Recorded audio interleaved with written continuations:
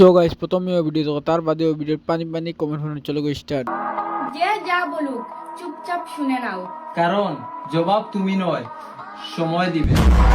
দূর পাগল, জবাব সময়ে না মানুষে দেন। আগা বগা কিচ্ছু বুঝে না। ও চাপড়ি ঘুরে দেখলে জানি না কেন আমার গুসা উঠি যায়। মোবাইল মাথাত ভাঙি ফেলাই হমলা বড় করবার দায়িত্ব রাখবেন।